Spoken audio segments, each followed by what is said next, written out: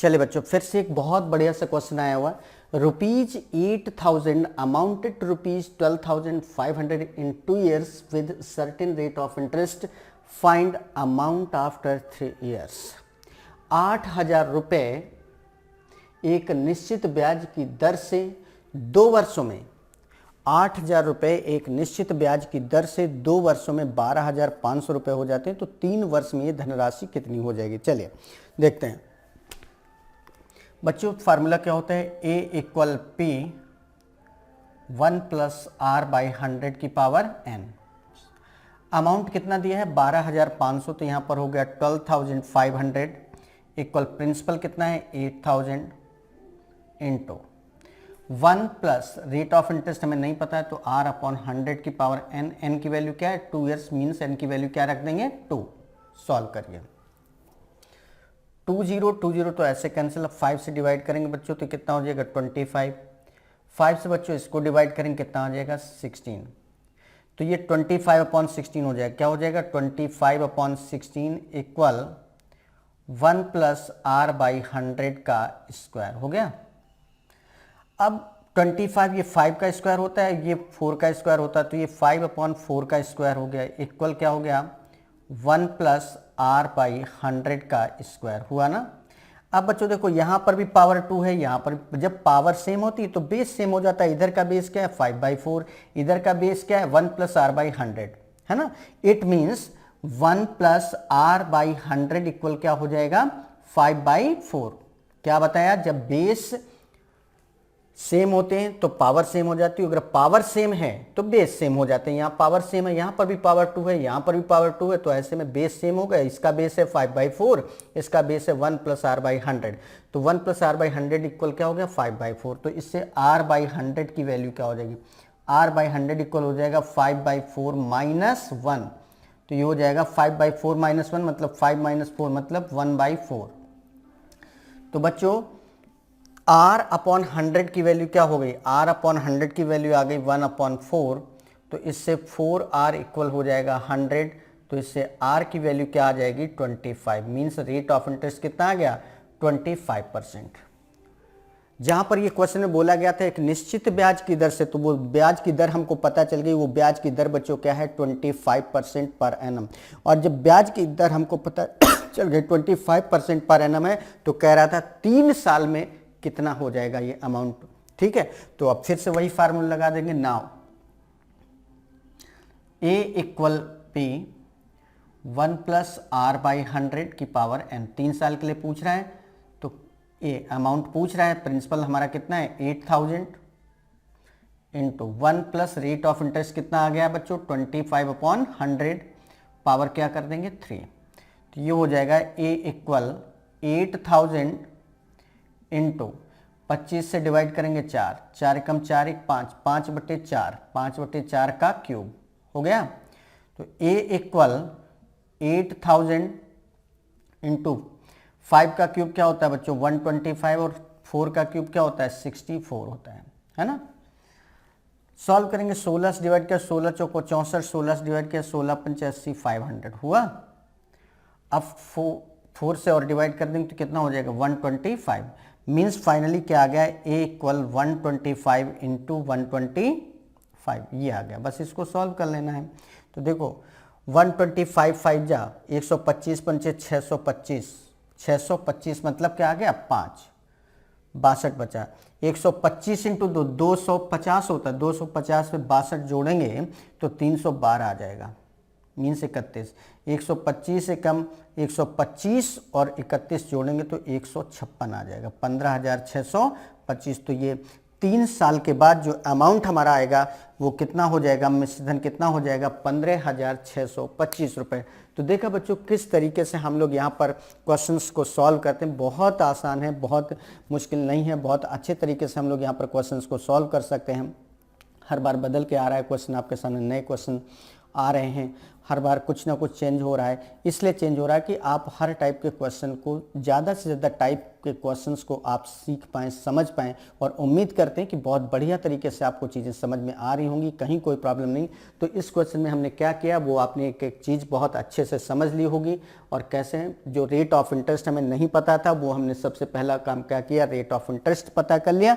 और जब rate of interest हमको पता चल गया तो जो हमसे पूछा गया था 3 साल का अमाउंट वो हमने बता दिया। तो ये था हम लोगों का क्वेश्चन। और चलिए अब बात करते हैं अपने नेक्स्ट क्वेश्चन की। ओके बच्चों, चलिए आगे बढ़ते हैं, देखते हैं नेक्स्ट क्वेश्चन क्या है। The SI for 3 years on a certain some of money is ₹1200। किसी धनराशि पर 3 वर्षों का जो साधारण ब्याज है वो 1200 रुपये है। While CI for 2 years is ₹820, जबकि 2 वर्षों का चक्रवृद्धि ब्याज 820 रुपये है।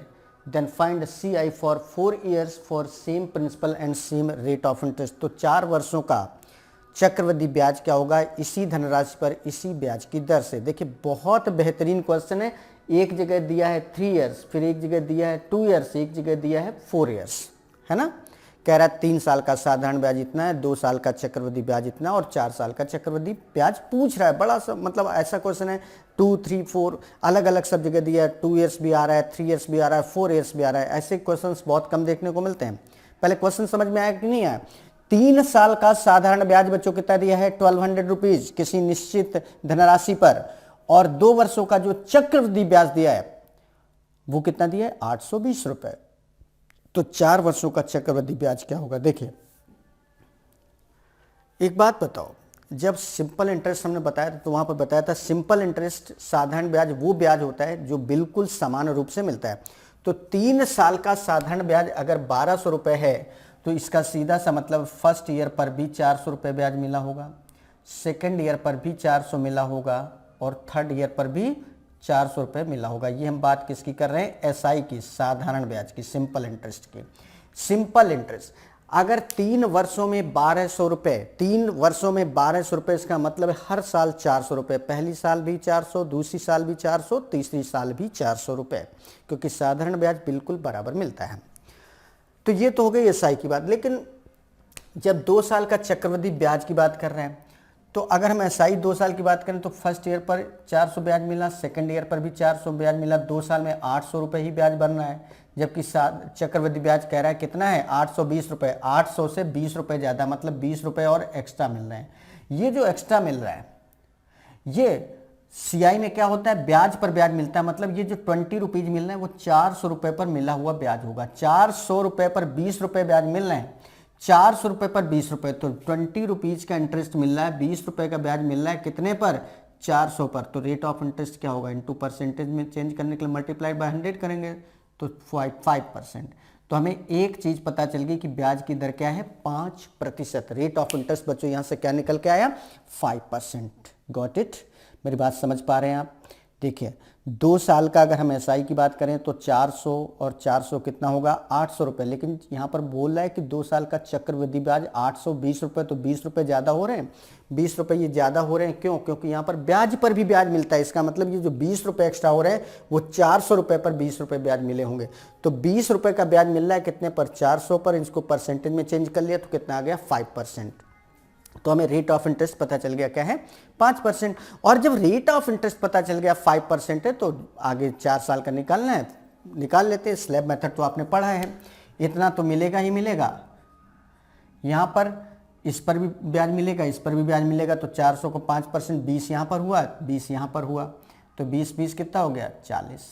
अब बचाइए इसका भी 5%, तो 20 का 5% एक, तो ये फर्स्ट ईयर हो गया, ये सेकेंड ईयर हो गया, ये थर्ड ईयर हो गया। अब फोर्थ ईयर की बात करें तो देखो ये 400 तो मिलेगा ही मिलेगा, प्लस अब इसका भी 5%, 400 5% मतलब 20 इस पे मिला, 20 इस पे मिला, 20 इस पे, तो कितना हो गया, 60 रुपये। तो ये हो गया, प्लस इसका भी 5%, तो 20 का 5% एक हुआ, 40 का 5% निकालोगे 2, तो 1 और 2 3 रुपये यहाँ पे मिला। और बचा ये 1 का 5% निकालेंगे तो कितना आएगा, 0.05। तो ये चारों स्लैब बन गई। अब 4 साल का टोटल कर दो तो 4 साल का CI निकल के आ जाएगा। तो कितना हो गया, 4 4 1600 ये हो गया, और 20 40 60 60 120, ये तो 1600 और 120 1720 और 4 ये 1724 रुपये 5 पैसे। तो इस तरीके से इसका आंसर आएगा 1724 रुपये 5 पैसे। ठीक है ना। तो 4 साल का जो CI बना, 4 ईयर का CI, 4 ईयर्स CI कितना आ जाएगा बच्चों? 1724 रुपये 5 पैसे। है ना शानदार क्वेश्चन बच्चों। कैसे किया गया, क्या किया गया, वो बात समझ गए। बहुत ज़्यादा कुछ नहीं करना था, बस चीज़ों को यहाँ पर समझना था। हमने सबसे पहला काम क्या किया? रेट ऑफ इंटरेस्ट निकाल लिया। रेट ऑफ इंटरेस्ट निकालने के लिए हमने क्या किया? ये देखा कि 3 साल का जो साधारण ब्याज है वो 1200 है, तो हर साल कितना मिल रहा होगा? 400 400 400। तो अगर इसी तरीके से हम 2 साल की बात करें तो पहले साल 400, दूसरे साल 400। SI कितना बन रहा है 2 साल का? 800, जबकि CI कितना दिया है? 820। तो 20 रुपये एक्स्ट्रा हो रहे हैं। तो 20 रुपये एक्स्ट्रा क्यों हो रहे हैं? क्योंकि ये ब्याज पर मिलने वाला ब्याज होता है, तो ये 20 रुपये इस पर मिलने वाला ब्याज होगा। तो 400 पे 20 रुपये ब्याज मिलने का मतलब हुआ कि हम रेट ऑफ इंटरेस्ट निकाल सकते हैं। तो 400 का 5% कितना होता है? 20। तो 20 जो है जो बन रहा है वो 5% बन रहा है। तो हमें रेट ऑफ इंटरेस्ट पता चल गया 5%, और 5% के अकॉर्डिंग आगे की हमने स्लैब बना ली। और स्लैब मेथड आप बहुत अच्छे से समझ गए थे पीछे, किस तरीके से हम पहला साल, दूसरा साल, तीसरा साल, चौथा साल का काउंट करते थे, उसके अकॉर्डिंग सॉल्व कर लिया। तो इस तरीके से इस क्वेश्चन का जो फाइनल आंसर आया बच्चों कितना आ गया? 1724 रुपये 5 पैसे। क्लियर है ना। तो चलिए, उम्मीद करते हैं कि बहुत बेहतर तरीके से, बहुत बिंदास तरीके से आप इस क्वेश्चन को समझ पाए होंगे। और अब हम लोग बात करेंगे अपने नेक्स्ट क्वेश्चन की। देखते हैं नेक्स्ट क्वेश्चन क्या है। चलिए बच्चों, बात करते हैं अपने नेक्स्ट क्वेश्चन की। Rupees 2,60,200 divided between Ram and Shyam such that Ram gets same amount in 4 years while Shyam gets same amount in 6 years. If for both rate of interest is 4% per annum, then find the share of Ram.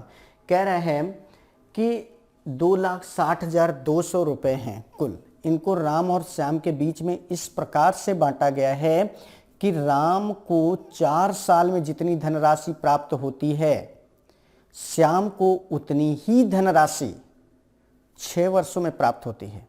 जबकि दोनों के लिए जो ब्याज की दर है वो क्या है? 4% वार्षिक है। तो राम का हिस्सा क्या है ना। बहुत बढ़िया सा क्वेश्चन है बच्चों। फिर से समझिए क्वेश्चन। कह रहा है 2,60,000 रुपए की टोटल धनराशि है, इसको राम और श्याम के बीच में हमको डिस्ट्रीब्यूट करना है। और इस कंडीशन के साथ डिस्ट्रीब्यूट करना है कि राम को जो 4 साल में अमाउंट बन के तैयार होता है, उतना ही अमाउंट श्याम का बनने में कितना समय लग जाता है? 6 वर्षों का। जबकि दोनों के लिए ब्याज की जो दर है वो 4% है। तो राम की धनराशि क्या है? चले एक काम करते हैं, हम लोग एक काम करते हैं, लेट कर लेते हैं। लेट राम का जो शेयर है वो क्या है? x है। राम का शेयर क्या है? x है। बच्चों, राम को मिलने वाली जो धनराशि है वो x है। तो बताओ, टोटल अगर 2,60,200 है तो श्याम को कितना मिला होगा? श्याम को मिला होगा 2,60,200 में x क्या कर देंगे? माइनस। मतलब राम का हिस्सा अगर x है तो श्याम का हिस्सा क्या होगा? 2,60,200 माइनस x। इतनी बात समझ में आई? आप देखो, फार्मूला तो बच्चों वही होता है, a equal P 1 plus R/100 की पावर n। फार्मूला ये होता है। चले अब बात करते हैं, हम राम के लिए अगर इस फार्मूले का यूज करें तो राम को मिलने वाली धनराशि कितनी है? x। तो यहां पर हो गया x 1 प्लस R 4/100 की पावर, राम को 4 साल में उतना मिलता है, यहां पर टाइम दिया है 4 साल। ये राम का अमाउंट बन के तैयार हो गया। उतना ही अमाउंट श्याम का बन रहा है। तो श्याम के लिए प्रिंसिपल कितना है? 2,60,200 माइनस x, है ना। ये इसका प्रिंसिपल हो गया। 1 प्लस R, R मीन्स कितना हो गया? 4/100। और इसकी पावर कितनी हो जाएगी? 6। क्योंकि राम का जो अमाउंट 4 साल में बनके तैयार हो जाता है, श्याम का वही अमाउंट 6 साल में तैयार हो रहा है। तो राम के लिए इतना हो गया, श्याम के लिए, राम का प्रिंसिपल x है, x 1 प्लस 4 साल में इतना तैयार हुआ, इसका प्रिंसिपल कितना है? इतना है, ये 6 साल में इतना तैयार हुआ। अब देखिए 1 प्लस 4/100 की पावर 4 यहाँ लिखा है, यहाँ 1 + 4/100 की पावर 6 लिखा है। तो अगर इससे हम ऐसे कैंसिल करें ये चीज़ तो यहाँ कैंसिल हो जाएगा, फाइनली यहाँ पर पावर में 2 बचेगा, है ना। तो फाइनली यहाँ पर पावर में क्या बच जाएगा, 2। मतलब ये इसको लिख सकते हैं x इक्वल क्या हो जाएगा, 2,60,200 माइनस x इंटू 1 + 4/100 की पावर 2 आ जाएगा। भाई यहाँ पर पावर 6 है, यहाँ पर पावर 6 से कैंसिल होगा तो 4 कैंसिल हो जाएगा, पावर की 4 कैंसिल हो जाएगी तो एक्स्ट्रा में उधर 2 बचेगी, वही पावर में लिखते हैं। x equal 2,60,200 minus x into 4 से डिवाइड कर देंगे बच्चों तो 4 कम 4 25, 25 से कम 25 से 26/25 आ जाएगा, 26/25 का स्क्वायर। तो x इक्वल क्या हो जाएगा, ये 2,60,200 माइनस x इंटू 26 का स्क्वायर क्या होता है बच्चों, 676, और 25 का स्क्वायर क्या होता है, 625, ये होता है ना। चले एक काम करते हैं बच्चों, इसका इसे क्रॉस मल्टीप्लाई करते हैं, ये इधर आ जाएगा, ये अपॉन में आ जाएगा, तो ये आ जाएगा x इंटू 625 अपॉन 676। भाई ये क्रॉस मल्टीप्लाई में इधर आ गया और ये अपॉन में आ जाएगा, इक्वल क्या हो जाएगा 2,60,200 माइनस x, ये माइनस का x इधर कर देंगे तो ये हो जाएगा 625x, तो ये लिखा है 625x upon 676 plus x equal 260,200, ये आ गया। अब इसको और सॉल्व करेंगे तो बच्चों ये फाइनली कितना हो जाएगा, यहाँ पर सॉल्व कर दे रहे हैं, देखिए ये हो जाएगा 625x प्लस 676x अपॉन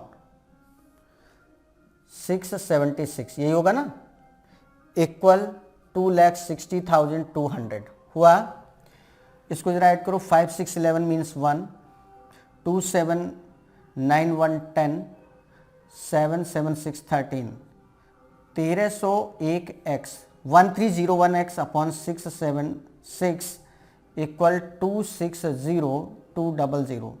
अब 1301 से इसको काट दो, 1301 का जस्ट डबल होता है 2602, तो यहाँ 2 आ गया और 2 0 ये आ गए, मीन्स कटने के बाद 200 आ गया। तो x की वैल्यू बच्चों क्या आ जाएगी, इसका क्रॉस मल्टीप्लाई हो जाएगा तो 676 इंटू क्या हो जाएगा 200, कितना हो गया 2 6 जा 12 मीन्स 2, 2 7 जा 14, 1 15, 2 6 जा 12, 1 13, 200, 20 आ गया। तो x की वैल्यू इस तरीके से यहाँ पर क्या आ गई 135,200 मीन्स 1,35,200, और x ही बच्चों हमने लेट किया था कि राम का हिस्सा था, राम का हिस्सा क्या था x, और x की वैल्यू क्या आ रही 1,35,200, और क्वेश्चन में यही पूछा था find the share of Ram, तो इसमें से राम का हिस्सा कितना था, तो इस क्वेश्चन का आंसर क्या आ गया 1,35,200। तो देखा आपने बच्चों कितना शानदार सा क्वेश्चन था, कितना बेहतर क्वेश्चन था, बहुत बिंदास क्वेश्चन था, मजा आ गया भाई करके क्वेश्चन।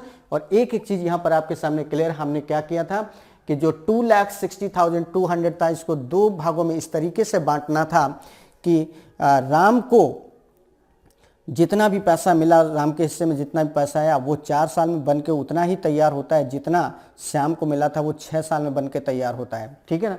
तो राम का हिस्सा हमने लेट कर लिया था x है, तो श्याम का क्या बचेगा 2,60,200 माइनस x। अब फार्मूला जो होता है a = P1 + R/100 की पावर n, इसका यूज किया। राम के लिए फार्मूले का यूज करेंगे तो राम का प्रिंसिपल क्या है x 1 + 4/100 4 साल, इसका प्रिंसिपल 2,60,200 माइनस x है, 1 + R 4/100, बट इसका टाइम पीरियड 6 साल था। दोनों के अमाउंट क्या थे सेम, क्योंकि जितना इसका 4 साल में बन रहा था उतना इसका 6 साल में। इसके बाद बस हमने क्या किया सॉल्व किया, सिस्टमेटिक धीरे धीरे धीरे करके सॉल्व कर लिया, और इस तरीके से जो आंसर आया वो x की वैल्यू क्या आ गई बच्चों 1,35,200। तो देखा बच्चों आपने हम लोग कितने डिफरेंट क्वेश्चंस कर रहे हैं यहाँ पर, लेकिन हर क्वेश्चन को बड़े आराम से हम लोग सॉल्व कर पा रहे हैं, कहीं कोई दिक्कत नहीं आ रही, बहुत अच्छे तरीके से चीज़ें समझ में आ रही हैं, बहुत मज़ा आ रहा है करके। ऐसा लगता है कि मैथ्स ही हमारा फेवरेट सब्जेक्ट है, मैथ्स ही हमको हमारी नैया पूरी तरीके से पार लगाने वाली है। मैथ्स में हमें अब बहुत ज़्यादा स्ट्रगल नहीं करने पड़ रहे हैं, ठीक है। मैथ्स में हमारा इंटरेस्ट पहले से कई गुना ज़्यादा बढ़ गया है और इन सब के लिए सारा का सारा क्रेडिट बच्चों आपको जाता है, क्योंकि आप इतना अच्छा कर रहे हैं, आप इतना डेडिकेशन दिखा रहे हैं अपनी पढ़ाई में। तो डेडिकेशन दिखाइए और अपनी चीज़ों को बहुत व्यवस्थित करिए, ठीक है। कहते हैं ना कि देखिए एक चीज़ होती है अस्त व्यस्त होना और व्यवस्थित होना। अपने आप को व्यवस्थित करके चलना है, अपने आप को अस्त व्यस्त नहीं होने देना। अस्त व्यस्त और व्यवस्थित में बहुत अंतर होता है, ठीक है। हम लोग पढ़ाई तो करते हैं लेकिन अस्त व्यस्त तरीके से करते हैं, बेतरतीब ढंग से करते हैं तो कोई रिस्पॉन्स नहीं मिलता। लेकिन सुचारू ढंग से, व्यवस्थित ढंग से जब चीज़ों को करते हैं तो हमें प्रॉफिट ही प्रॉफिट, बेनिफिट ही बेनिफिट मिलता है। तो आप लोग बहुत अच्छा करें। Really I appreciate to all, जो भी हैं हमारे सामने बैठे हुए हैं, जो लोग भी, आप लोग बहुत अच्छा कर रहे हैं। हमारी चीज़ों को, बताई गई चीज़ों को बहुत बहुत बेहतर तरीके से यहाँ पर एब्जॉर्ब करते हैं, बहुत बढ़िया तरीके से हमारी बात को सुनते हैं। तो उम्मीद करते हैं कि सीआई में हम लोग बहुत सारे क्वेश्चंस कर चुके हैं। एक एक क्वेश्चन को आपने बहुत बारीकी से सीखा।